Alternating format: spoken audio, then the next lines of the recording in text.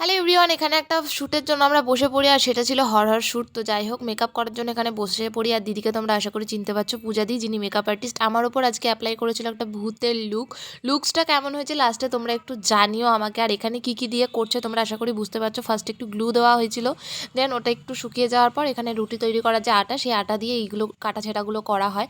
আর রক্তটা তৈরি করা হয়েছিল ফুড কালার আর মধু দিয়ে, যাতে ওটা মুখে গেলে কোনো প্রবলেম না হয়, কারণ ওটা আমাকে মুখে নিতে হয়েছিল যেহেতু ওটা রক্ত বানানো হয়েছিল। তাই জন্য সত্যি কথা বলতে লুকটা পার্সোনালি আমার খুব ভালো লাগে। আর এটা আমি ফার্স্ট টাইম এরম টাইপসের কোনো লুক আমার ফেসের উপর নিয়েছিলাম আমি।